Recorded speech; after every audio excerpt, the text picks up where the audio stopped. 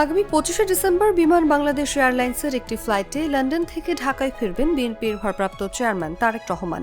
ওই ফ্লাইটে নিরাপত্তাজনিত কারণে 2 কেবিন ক্রুকে সরিয়ে দিয়েছে বিমান।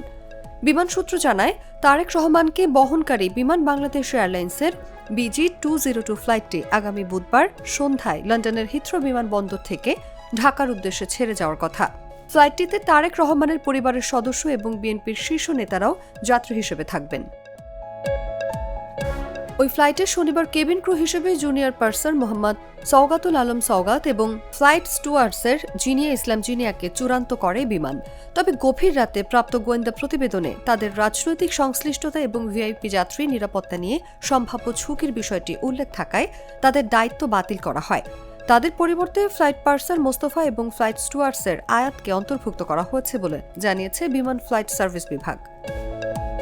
বিমান সূত্র আরও জানায়, গোয়েন্দা সূত্রের তথ্য মতে বিমানের মোহাম্মদ সওগাতুল আলম ও জিনিয়া ইসলামের আগে ক্ষমতাচ্যুত প্রধানমন্ত্রী শেখ হাসিনার পরিবারের সদস্যদের, বিশেষ করে শেখ সেলিমের সঙ্গে সংশ্লিষ্ট বিভিন্ন ফ্লাইটে নিয়মিত দায়িত্ব পালন করতেন। তাদের বিরুদ্ধে কার্যক্রম নিষিদ্ধ আওয়ামী লীগ সরকারের নেতাদের সঙ্গে ঘনিষ্ঠতার অভিযোগও রয়েছে।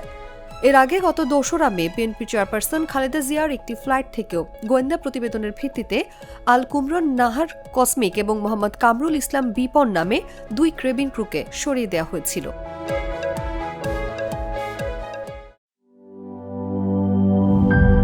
গ্লিটারের টুইন লেমন ও অ্যান্টিব্যাকটেরিয়াল ফর্মুলা বাসনকে চকচকে জীবাণুমুক্ত করে আমাদের দেয় গ্লিটার গ্যারান্টি।